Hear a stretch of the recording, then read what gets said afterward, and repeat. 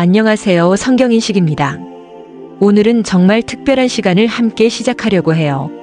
바로 신약 성경의 첫 번째 책, 마태복음을 함께 공부하는 시간이에요. 마태복음 들어보신 적 있으시죠? 교회에서 예배 때 많이 듣는 말씀이기도 하고요. 성경을 처음 읽으시는 분들도 마태복음부터 시작하는 경우가 많아요. 그런데 막상 펼쳐보면 어렵게 느껴지시는 분들이 많으세요. 저도 처음에 그랬어요. 이게 무슨 말이지? 왜 이렇게 이름이 많이 나오지? 하면서요. 저도 여러분과 똑같이 성경을 배워가는 한 사람이에요. 그러니까 편하게 함께 공부한다고 생각하시고 들어주세요. 오늘은 마태복음 1장을 함께 살펴볼 텐데요. 1장 전체를 관통하는 핵심 질문이 하나 있어요. 바로 이거예요. 예수님은 도대체 누구신가? 이 질문에 대한 답이 마태복음 1장 안에 놀랍도록 풍부하게 담겨 있어요. 오늘 이 시간이 끝나고 나면 여러분께서 예수님이 누구신지를 훨씬 더 깊고 선명하게 이해하실 수 있을 거예요. 자, 그럼 함께 시작해 볼게요. 마태복음 1장을 처음 펼치면 많은 분들이 당황하세요. 왜냐하면 첫 페이지부터 이름이 쭉 나오거든요. 아브라함, 이삭, 야곱, 유다, 베레스, 헤스론, 람, 아미나답, 나손, 살몬. 이름이 끊임없이 나와요. 솔직히 말씀드릴게요. 많은 분들이 이 부분을 그냥 건너뛰세요. 이름만 잔뜩 나오네, 다음 장으로 넘어가야지 하고요. 사실 저도 처음에 그랬어요. 이게 성경이랑 무슨 상관이지? 싶었거든요. 근데요, 오늘 저와 함께 이 족보를 천천히 살펴보시면요. 깜짝 놀라실 거예요. 이 이름들 하나하나 안에 정말 놀랍고 감동적인 이야기들이 숨어 있거든요. 하나님이 얼마나 치밀하게, 얼마나 오랫동안 인류를 사랑하셨는지가 이 족보 안에 고스란히 담겨 있어요. 자, 먼저 족보가 뭔지부터 이야기해 볼게요. 족보란 무엇일까요? 쉽게 말하면 가족의 역사예요. 우리 집안이 어디서 왔는가, 어떤 조상들이 계셨는가를 기록한 거예요. 우리나라도 예전에는 족보를 정말 중요하게 여겼잖아요. 집집마다 두꺼운 족보 책이 있고 명절 때면 어르신들이 족보 이야기를 하시고요. 우리 집안은 어디 김씨다, 어디 이씨다 하면서 자신의 뿌리를 중요하게 생각했어요. 그게 그 사람의 정체성이었거든요. 유대인들도 마찬가지였어요. 아니, 유대인들은 우리보다 훨씬 더 족보를 중요하게 여겼어요. 내가 어느 지파 출신인지, 어떤 조상의 후손인지가 그 사람의 모든 것을 말해줬거든요. 그렇다면 마태가 왜 예수님의 이야기를 족보로 시작했을까요? 이건 정말 중요한 질문이에요. 마태는 예수님의 이야기를 읽는 독자들에게 가장 먼저 이것을 말하고 싶었던 거예요. 예수님이 어디서 오신 분인지 먼저 보여드리겠습니다. 예수님은 갑자기 하늘에서 뚝 떨어진 분이 아니에요. 수천 년의 역사 속에서 하나님이 준비하신 분이에요. 이게 마태가 족보로 시작한 이유예요. 자, 이제 족보 안으로 함께 들어가 볼게요. 들어가 보시면 정말 놀라운 이야기들이 기다리고 있어요. 마태복음 1장 1절을 함께 읽어볼게요. 아브라함과 다윗의 자손 예수 그리스도의 계보라. 딱 한 문장인데요. 이 한 문장 안에 엄청난 내용이 담겨 있어요. 여기서 두 사람의 이름이 특별히 강조되고 있어요. 아브라함과 다윗이에요. 왜 이 두 사람일까요? 수많은 조상들 중에서 왜 마태는 이 두 사람을 특별히 앞에 내세웠을까요? 이유가 있어요. 이 두 사람은 하나님께서 아주 특별한 약속을 하신 분들이에요. 먼저 아브라함 이야기를 해볼게요. 아브라함은 지금으로부터 약 4,000년 전 사람이에요. 원래 이름은 아브람이었는데 하나님이 아브라함으로 바꿔주셨어요. 아브라함은 유대인들의 믿음의 조상이에요. 유대인뿐만 아니라 기독교, 이슬람교까지 아브라함을 조상으로 여길 정도로 중요한 인물이에요. 그런데 아브라함이 처음부터 대단한 사람이었을까요? 아니에요. 아브라함은 처음에 그냥 평범한 사람이었어요. 하란이라는 곳에서 살던 사람이었어요. 그런데 어느 날 하나님이 아브라함을 부르세요. 내 고향과 친척과 아버지의 집을 떠나 내가 내게 보여줄 땅으로 가라. 얼마나 황당한 말씀이에요. 어디로 가라고요? 어디 있는지도 모르는 땅으로 가라고요? 그런데 아브라함은 갔어요. 가긴 갔는데 아브라함에게는 큰 고민이 있었어요. 자식이 없었거든요. 아내 사라도 나이가 많았어요. 그런데 하나님이 어느 날 밤 아브라함을 데리고 밖으로 나가세요. 그리고 이렇게 말씀하세요. 하늘을 우러러 무뼈를 셀 수 있나 보라. 내 자손이 이와 같으리라. 하늘을 보세요. 별이 몇 개나 될까요? 셀 수도 없잖아요. 그 별만큼 내 자손이 많아질 것이라고 하나님이 약속하신 거예요. 그리고 더 나아가 하나님은 이런 약속도 하세요. 내 씨로 말미암아 천하 만민이 복을 받으리라. 아브라함, 내 자손 중에서 온 세상 사람들이 복을 받게 될 것이다. 이게 무슨 뜻일까요? 내 자손 중에서 온 세상을 구원할 분이 나올 것이다 라는 뜻이에요. 그리고 그 약속이 수천 년의 시간이 흐른 뒤에 드디어 이루어진 거예요. 바로 예수님을 통해서요. 정말 놀랍지 않으세요? 4000년 전에 하신 약속이 예수님을 통해 이루어진 거예요. 하나님은 한 번 하신 약속을 절대 잊지 않으세요. 이제 다윗 이야기를 해볼게요. 다윗은 아브라함보다 훨씬 나중 사람이에요. 약 3000년 전 사람이에요. 다윗 하면 떠오르는 이야기가 있죠? 바로 골리앗이에요. 거대한 골리앗을 물맷돌 하나로 쓰러뜨린 그 소년 다윗이에요. 다윗은 원래 양을 치는 목동이었어요. 형들도 많고 집안에서 가장 어린 막내였어요. 그런데 하나님이 다윗을 선택하셔서 이스라엘의 왕으로 세우셨어요.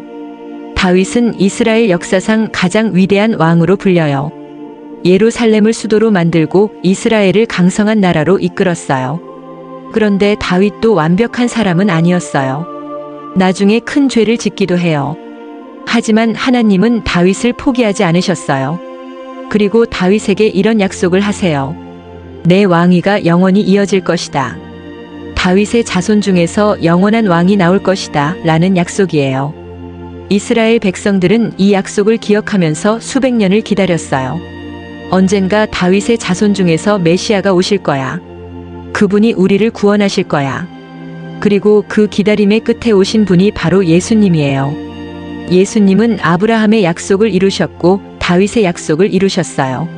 마태가 1절에서 이 두 이름을 먼저 언급한 이유가 바로 여기 있어요. 예수님은 하나님이 수천 년 전부터 약속하신 그분입니다. 이것을 말하고 싶었던 거예요. 자, 이제 족보를 좀 더 자세히 들여다볼게요. 마태복음의 족보에는 정말 특별하고 놀라운 점이 하나 있어요. 당시 유대 문화에서 족보는 어떻게 기록했을까요? 보통 남자 이름만 적었어요. 아무개가 아무개를 낳고 아무개가 아무개를 낳고 이런 식으로요. 여자 이름은 거의 나오지 않았어요. 당시 사회에서 여성은 족보에 이름을 올릴 만큼 중요하게 여겨지지 않았거든요. 그런데 마태복음 족보에는 놀랍게도 여자 이름이 5명이나 나와요. 이게 얼마나 파격적인 일인지 아세요? 그 시대 문화로 보면 정말 대단히 특별한 일이에요. 그리고 더 놀라운 건 이 5 여인의 이야기가 결코 순탄하지 않다는 거예요. 오히려 당시 사회에서 손가락질 받을 수 있는 사연들을 가지고 있어요. 하나씩 살펴볼게요. 첫 번째는 다말이에요. 다말은 3절에 나와요. 다말의 이야기는 창세기 38장에 자세히 나와 있어요. 다말은 유다의 며느리였어요. 남편이 죽고 시아버지 유다를 통해 아이를 낳게 되는 복잡한 이야기를 가진 여인이에요. 당시 사회적으로 정말 부끄러운 이야기예요. 그런데 하나님은 다말을 예수님의 족보에 올려놓으셨어요. 두 번째는 라합이에요. 5절에 나와요. 라합은 여리고 성의 기생이었어요. 이스라엘 사람도 아니에요. 가나안 사람, 즉 이방인이었어요. 사회적으로 가장 낮은 위치에 있던 여인이에요. 그런데 라합은 이스라엘 정탐꾼들을 숨겨주며 하나님을 믿는 믿음을 보여줬어요. 그리고 하나님은 그 라합을 예수님의 족보에 올려놓으셨어요. 세 번째는 룻이에요. 역시 5절에 나와요. 룻은 모압 여인이에요. 모압은 이스라엘의 이웃 나라였는데 이스라엘 사람들과 사이가 좋지 않았어요. 룻도 이방인이에요. 하지만 룻은 시어머니 나오미를 끝까지 따르며 아름다운 사랑과 헌신을 보여줬어요. 어머니께서 가시는 곳에 나도 가고 어머니께서 머무시는 곳에 나도 머물겠습니다. 이 말이 얼마나 아름다운지 아세요? 하나님은 이 룻을 예수님의 족보에 올려놓으셨어요. 네 번째는 밧세바예요. 정확히는 6절에 우리아의 아내라고 표현돼 있어요. 밧세바는 다윗 왕이 큰 죄를 지으면서 빼앗은 여인이에요. 다윗이 밧세바를 보고 탐내어 그녀의 남편 우리아를 전쟁터에서 죽게 만든 사건이에요. 이 이야기는 성경에서 다윗의 가장 큰 실수로 기록되어 있어요. 그런데 하나님은 이 아픔의 이야기도 예수님의 족보 안에 담아 놓으셨어요. 그리고 5번째는 마리아예요. 16절에 나오죠. 예수님의 어머니 마리아예요. 자, 이 5 여인의 공통점이 뭔지 아세요? 모두 당시 사회에서 완벽하지 않은 상황에 있었어요. 어떤 분은 아픔을 겪었고, 어떤 분은 이방인이었고, 어떤 분은 사회적으로 낮은 위치에 있었어요. 그런데 하나님은 이분들을 예수님의 족보에 올려놓으셨어요. 이게 무엇을 말하는 걸까요? 하나님은 완벽한 사람만 쓰시지 않는다는 거예요. 상처받은 사람도, 실수한 사람도, 이방인도, 사회에서 무시받던 사람도 하나님의 놀라운 역사 안에 쓰임받을 수 있다는 거예요. 혹시 지금 이런 생각 드시는 분 계세요?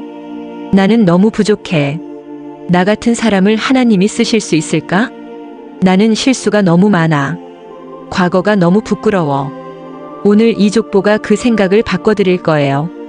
하나님은 우리의 과거를 보시지 않아요. 하나님은 우리의 가능성을 보세요. 부족하고 연약한 우리를 통해서도 하나님의 놀라운 일이 이루어질 수 있어요. 이 족보에 나온 5 여인처럼요. 당신도 하나님께 쓰임받을 수 있어요. 이제 17절을 함께 볼게요. 그런즉 모든 대수가 아브라함부터 다윗까지 14대요. 다윗부터 바벨론으로 이거할 때까지 14대요. 바벨론으로 이거한 후부터 그리스도까지 14대더라. 14대씩 세 구간으로 나눠져 있어요. 합하면 총 42대예요. 이게 왜 중요할까요? 그냥 숫자를 세다 보니까 42대가 된 걸까요? 아니에요. 여기에는 깊은 의미가 담겨 있어요. 마태는 왜 14대씩 딱딱 나눴을까요? 유대인들은 숫자에 아주 특별한 의미를 부여했어요. 히브리어에서는 알파벳 글자 하나하나가 숫자를 가지고 있어요. 그래서 이름을 숫자로 계산할 수 있어요. 다윗이라는 이름을 히브리어로 쓰면 달렛, 바브, 달렛이에요. 이걸 숫자로 더하면 14가 돼요. 마태는 이 숫자를 의도적으로 사용한 거예요. 예수님은 다윗의 진정한 자손이요, 약속된 왕이십니다. 이것을 숫자로 표현한 거예요. 정말 정교하고 놀라운 설계죠? 이제 세 구간의 의미를 살펴볼게요. 첫 번째 구간은 아브라함부터 다윗까지 14대예요. 이 시기는 이스라엘이 하나님의 인도하심을 받으며 성장하던 시기예요. 아브라함, 이삭, 야곱, 모세, 여호수아를 거쳐 다윗 왕국이 세워지는 이스라엘 역사의 황금기예요. 두 번째 구간은 다윗부터 바벨론 포로까지 14대예요. 이 시기는 이스라엘이 죄를 짓고 하나님을 떠나 결국 바벨론의 포로로 끌려가는 가장 어둡고 힘든 시기예요. 다윗의 찬란한 왕국이 무너져 내리는 시기예요. 세 번째 구간은 바벨론 포로부터 예수님까지 14대예요. 포로 생활을 마치고 고향으로 돌아왔지만 이스라엘은 여전히 로마의 지배를 받고 있었어요. 백성들은 고통 속에서 메시아를 기다렸어요. 그리고 그 기다림의 끝에 예수님이 오신 거예요. 자, 이 세 구간이 무엇을 보여주나요? 좋은 시절도 있었고 최악의 시절도 있었어요. 하나님을 따르던 시절도 있었고 하나님을 떠났던 시절도 있었어요. 그런데 하나님은 그 모든 시절을 통해서도 포기하지 않으셨어요. 약속을 향해 계속 역사하셨어요. 그리고 마침내 예수님을 보내주셨어요. 42대, 약 2000년이에요. 하나님은 2000년 동안 약속을 기억하셨어요. 혹시 지금 오래 기도하고 계신 것이 있으세요? 몇 년째 응답이 안 와서 지치고 힘드신 분 계세요? 하나님은 2000년도 기억하시는 분이에요. 우리의 기도를 절대 잊지 않으세요. 하나님의 때가 반드시 와요. 아브라함에게 하신 약속이 2000년 만에 이루어진 것처럼요. 우리의 기도도 하나님의 때에 반드시 이루어질 거예요. 포기하지 마세요. 자, 이제 18절부터 시작되는 내용으로 넘어가 볼게요. 여기서부터는 족보가 끝나고 실제 예수님의 탄생 이야기가 시작돼요. 18절 말씀이에요. 예수 그리스도의 나심은 이러하니라.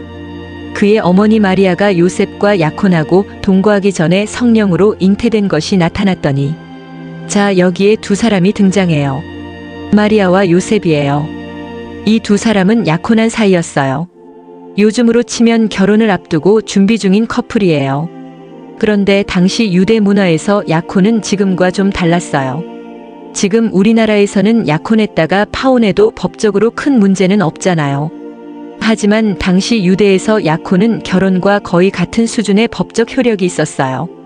약혼 기간 중에 관계를 끊으려면 이혼 절차를 밟아야 했어요.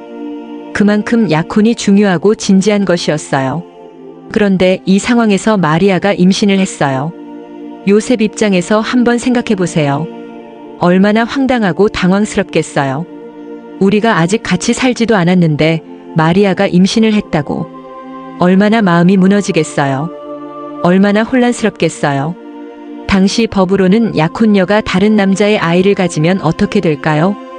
공개적으로 망신을 당하거나 심하면 돌로 쳐 죽임을 당할 수도 있었어요. 그게 당시의 법이었어요. 그런데 요셉은 어떻게 했을까요? 19절을 보세요.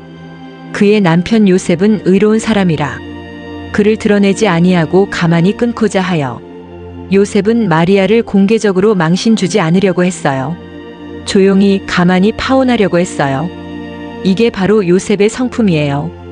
의롭고 자비로운 사람이었어요. 자신이 이렇게 당황스럽고 상처받는 상황인데도 마리아를 보호하려고 한 거예요. 얼마나 대단한 사람이에요. 우리 주변에도 이런 분들이 계시죠? 말없이 선을 행하는 분들. 자신이 손해를 봐도 남을 배려하는 분들. 요셉이 바로 그런 사람이었어요. 그런데 요셉이 이 일로 엄청나게 고민하고 있을 때 하나님이 개입하세요. 요셉이 이 일을 생각하고 또 생각하면서 고민하고 있을 때였어요. 그날 밤 요셉에게 놀라운 일이 일어났어요. 20절이에요. 이 일을 생각할 때에 주의 사자가 현몽하여 이르되 다윗의 자손 요셉아 내 아내 마리아 데려오기를 무서워하지 말라. 그에게 잉태된 자는 성령으로 된 것이라. 꿈에 하나님의 천사가 나타났어요. 그리고 가장 먼저 한 말이 뭔지 아세요? 무서워하지 말라. 이 말이 정말 중요해요. 성경에서 하나님이나 천사가 사람에게 나타날 때마다 가장 먼저 하는 말이 뭔지 아세요? 거의 항상 이 말이에요. 두려워하지 말아라. 무서워하지 말아라. 왜 그럴까요? 하나님의 계획 앞에서 우리 인간은 항상 두려움을 느끼거든요. 이게 정말 가능한 일인가? 내가 감당할 수 있을까? 잘못되면 어떡하지? 하나님은 그런 우리에게 항상 먼저 말씀하세요. 무서워하지 말아라. 내가 함께한다. 천사는 요셉에게 설명해줘요. 마리아에게 잉태된 아이는 성령으로 된 것이야. 이것은 하나님의 계획이야. 그리고 이어서 21절에서 이렇게 말해요. 아들을 낳으리니 이름을 예수라 하라. 이는 그가 자기 백성을 그들의 죄에서 구원할 자이심이라. 이름을 예수라 하라. 예수라는 이름에는 깊은 의미가 있어요. 히브리어로는 여호수아예요. 뜻은 하나님이 구원하신다예요. 이름 자체가 이미 사명을 담고 있어요. 예수님은 이 땅에 오신 순간부터 이미 이름을 통해 자신이 누구인지를 선포하고 있었어요. 나는 하나님이 구원하시는 자다. 천사의 말을 들은 요셉은 어떻게 했을까요? 24절을 보세요. 요셉이 잠에서 깨어 일어나 주의 사자의 분부대로 행하여 그의 아내를 데려왔으나 요셉은 두려움을 이기고 하나님의 계획을 따르기로 했어요. 생각해 보세요. 이게 얼마나 쉽지 않은 선택이에요. 마을 사람들이 어떻게 볼까요? 요셉이 자기 아이도 아닌 아이를 가진 마리아를 데려왔대. 얼마나 수군거리겠어요. 그런데도 요셉은 했어요. 하나님의 말씀을 믿었기 때문이에요. 우리도 때로 하나님의 계획 앞에서 두려움을 느낄 때가 있어요. 이게 맞는 건지 내가 할 수 있는 건지 두려울 때가 있어요. 그럴 때 요셉처럼 믿음으로 한 발 내디딜 수 있으면 좋겠어요. 하나님은 그 믿음의 한 발을 절대 헛되이 하지 않으세요. 이제 오늘 말씀의 가장 핵심이 되는 부분에 왔어요. 23절이에요. 보라 처녀가 잉태하여 아들을 낳을 것이요. 그의 이름은 임마누엘이라 하리라 하셨으니 이를 번역한즉 하나님이 우리와 함께 계시다 함이라. 임마누엘. 이 단어 들어보신 적 있으시죠? 찬송가에도 자주 나오고 교회에서도 많이 쓰는 단어예요. 임마누엘이 무슨 뜻인지 오늘 확실히 알아가세요. 임마누엘은 히브리어예요. 하나님이 우리와 함께 계신다는 뜻이에요. 이게 얼마나 놀라운 말씀인지 한번 생각해 보세요. 우주를 만드신 하나님이 우리와 함께 계신다는 거예요. 별과 은하계를 만드신 하나님이에요. 이 광대한 우주를 말씀 한마디로 창조하신 하나님이에요. 그 하나님이 우리와 함께 계신다는 거예요. 이게 얼마나 엄청난 말씀이에요. 높고 위대하신 하나님이 우리 곁에 오셨어요. 멀리 계시는 것이 아니라 우리 곁에 함께 계신다는 거예요. 그런데 이 임마누엘이라는 말은 원래 이사야 선지자가 약 700년 전에 한 예언이에요. 이사야 7장 14절이에요. 보라 처녀가 잉태하여 아들을 낳을 것이요 그의 이름을 임마누엘이라 하리라. 700년 전의 예언이 예수님을 통해 정확하게 이루어진 거예요. 이게 얼마나 놀라운 일이에요. 하나님은 예수님이 태어나시기 700년 전부터 이미 계획하고 계셨어요. 자, 임마누엘 하나님이 우리와 함께 계신다는 이 말씀이 우리에게 실제로 어떤 의미가 있을까요? 우리가 외롭고 힘들 때 하나님이 함께 계세요. 살다 보면 정말 외로울 때가 있잖아요. 아무도 내 마음을 몰라주는 것 같을 때, 혼자인 것 같을 때, 그때 임마누엘을 기억하세요. 하나님이 함께 계세요. 우리가 아프고 지칠 때 하나님이 함께 계세요. 몸이 아프거나 마음이 지쳐서 더 이상 버티기 힘들 때, 그때 임마누엘을 기억하세요. 하나님이 함께 계세요.